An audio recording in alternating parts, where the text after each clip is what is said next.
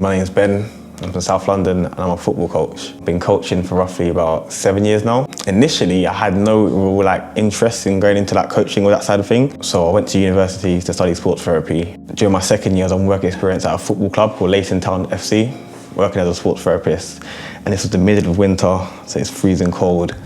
And obviously as a sports therapist, your role is to obviously deal with injury and rehabilitation. So I'm sitting on the sideline waiting for people to get hurt. No one's getting hurt. And I'm happy no one's getting hurt because I don't want people to get hurt, but I want people to get hurt because I want to do stuff. Good to see. Yeah, so I'm just sitting there just freezing, and I'm looking at the session and the coaches and the players and they're moving around and they're warm. And it's like, you know what, yeah? And in that moment, I thought to myself, I'd rather be out there than sitting right here. Yeah. And that's when I slowly started just to get more and more interested. I started to watch what they were doing. And then I realized that I could actually do that myself. So then that's when I realized that, although this is what I'm studying right now, as soon as I'm finished, I'm going to go into something else. A teacher of mine actually, when I was in sixth form, said to me to make my hobby into my career. So turn the thing that you love to do into something you can get paid for. That way, what your day-to-day work isn't something that feels like a burden to you. It's something that you can get up and go and do with enjoyment. Yeah. And then the financial benefits that come from it are secondary to the actual intrinsic benefits that come from it. Well, the first thing you have to do, you have to believe in yourself. If you have an objective or a dream or ambition, it's all good having it, but you actually have to physically and mentally believe in yourself that you can make it a reality.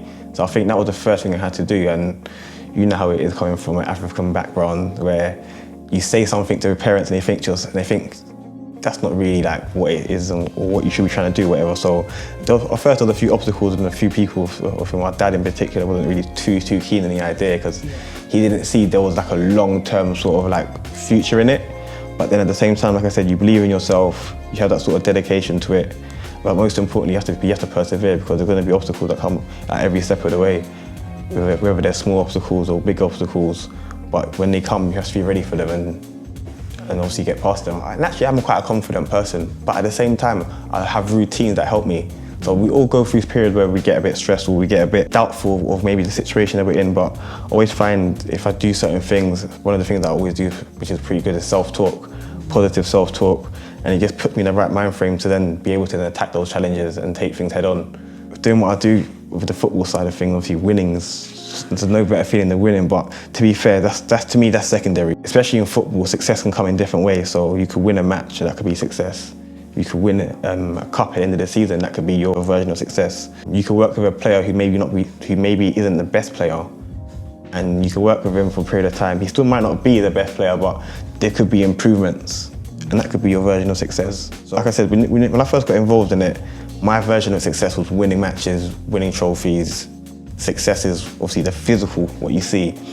But then you start to work with children with different backgrounds, children who maybe haven't had consistent adults in their life doing certain things for them, and you can see the benefits of you being there for them.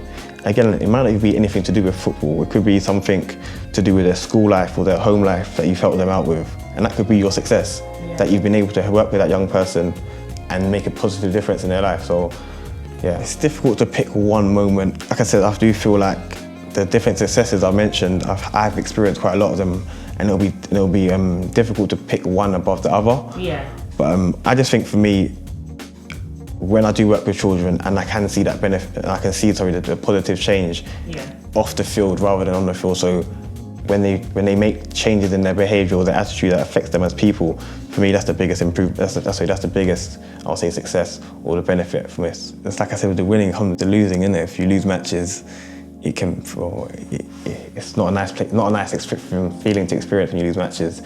I always take it personally when we lose because obviously I'm the leader of the pack, so I'm responsible for my team. So if we lose a game, I put it down to me.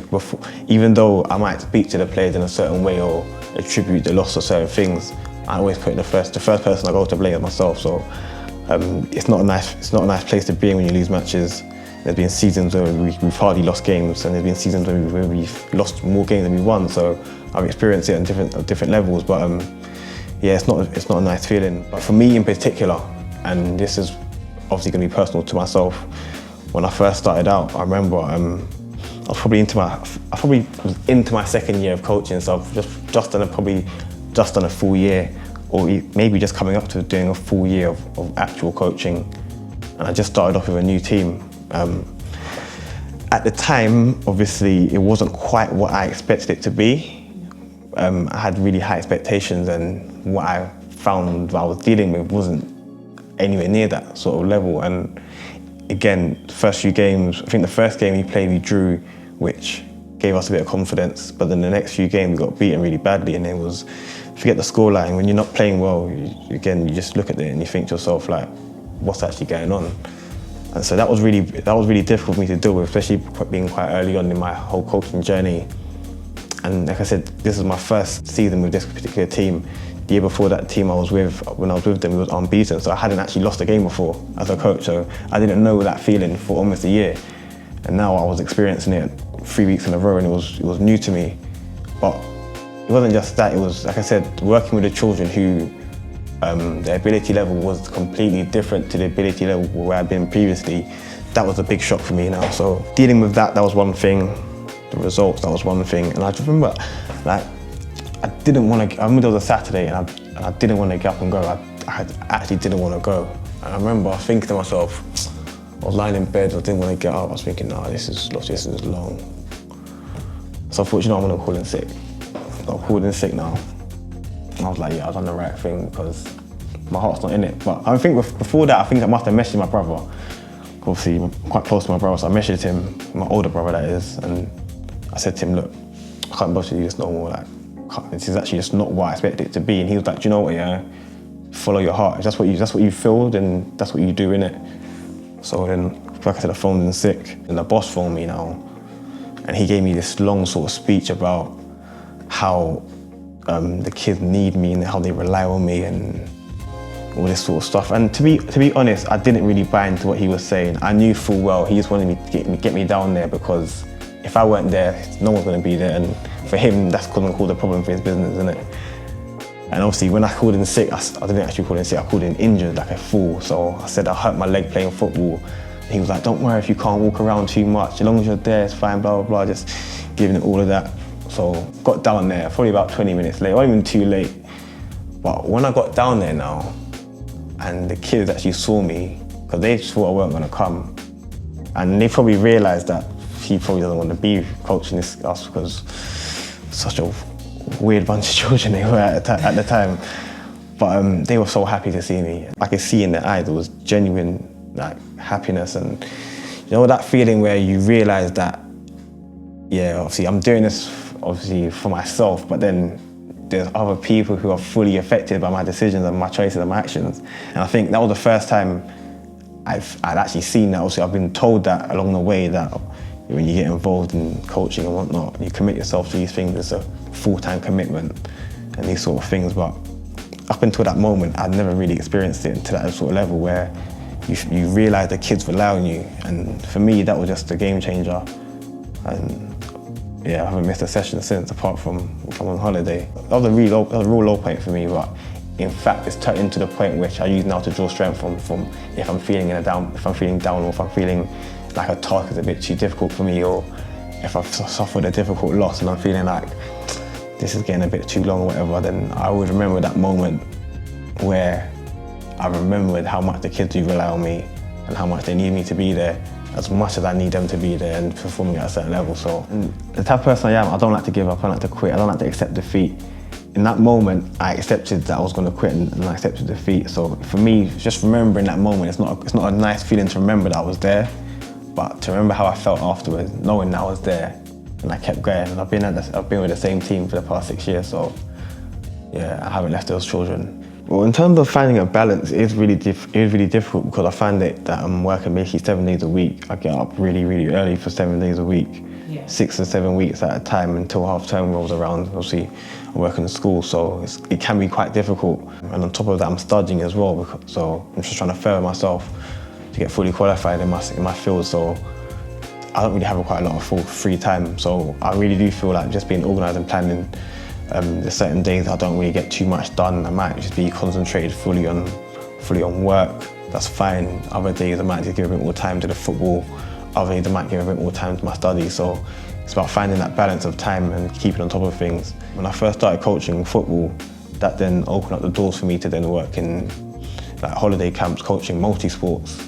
And then I found I could do that, and then I started to work in primary school, teaching, being like a sports coach, and I did that. And I just slowly started to just advance myself to the point where now, like as I mentioned, I'm back studying, so I can get fully qualified to be a fully qualified PE teacher now. So it's almost led to like a full flourishing career. So I'm really glad that obviously it has been a long-term thing, but going back to what I mentioned about having that belief in yourself, it's really important, because if I didn't have that belief in myself and I stopped at all the obstacles that I came across, then I wouldn't be in this position now where, like you mentioned, I am having to struggle with the balance between the full-time work and the part-time coaching and the part-time studying. So I'll just say trust yourself and be brave. Those are the two things I'll say, because from that, so many things, and you can take so many things from that. Along the way, especially when you're coaching sessions, you always have ideas. Maybe there might be different ideas, there might be new ideas, there might be ideas that people might frown upon. But the reason why you have those ideas is obviously because you've seen something either within the children or within the setup that you might think this situation requires this. So don't second guess yourself if you have these ideas. So many times I've thought to do certain things and I haven't done it, or I've done it late, and then after I've done it, I've realised, well, I should have done that. So if you have the idea, it comes into your head, go for it. There are going to be times where you might not be in your comfort zone, you have to step out your comfort zone, but those are the situations that make you and then turn you into a better version of yourself. So you have to be brave when those situations come. I literally say it to the kids every single week, to be brave. And when I say it to them, I'm talking about them showing off their talents in the situations that might be difficult, against opposition that might be difficult. Everyone's confident behind closed doors or singing in the shower, so to speak, but in a room full of people, you're going to do that? Who knows, but you have to be brave. So I always tell the kids to be brave. Go and perform as if you perform when no one's there watching you. And so yeah, I'll say the same thing to myself. Firstly, don't rush it. So for myself, I always said I want to work in sports, and I narrowed it down to football. I started my journey going towards the whole sports therapy side of thing, and I found myself into coaching. It wasn't by force that I found myself here. If I look back along the way, it probably makes a lot more sense that I ended up here. I was actually involved in coaching from, I think, when I was about 12 or 13. That's when I first got involved, but I didn't realise in that moment, or even up until I was already fully established, that I was really doing this from before I even realised. When I was on work experience, one of my first work experience I did was in a school, being a sports coach in a primary school.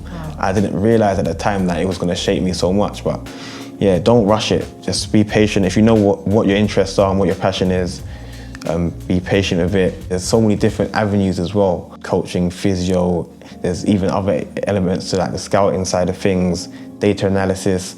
So there's not just one field that, if let's say for example your passion might be in, there's different elements which might constitute you working within that field. So again, keep your options open, be broad with what you look at, and yeah, I said be patient with it. Yeah, if you've got something you believe in, you have to just go for it, especially if you got the chance to do it. Not everyone has the chance. Some people aren't as fortunate as we are in this part of the world that we have the opportunity, even if it's not to just give every minute of the day to it, to give some of your time to it. So if you've got a passion and you've got something that you really want to pursue, go and pursue it. Yeah, everyone's journey is different, so you can't really put a timestamp on things. So the field I'm in right now is a really, really difficult competitive field, especially for black men. So you can't really, obviously I've set my bar quite high in terms of where I want to be and where I want to get to, but at the same time I'm realistic with that. So I'm not trying to rush it, I'm being patient. You can follow me on Instagram at Amps the Coach. It's a new page, but it's going to be taken off soon, so look out. There's lots of stuff going on there, from training sessions to some of the stuff behind the scenes at training itself, match day stuff. So yeah, it's going to be a nice, exciting journey, so I hope a lot of people follow and enjoy the ride.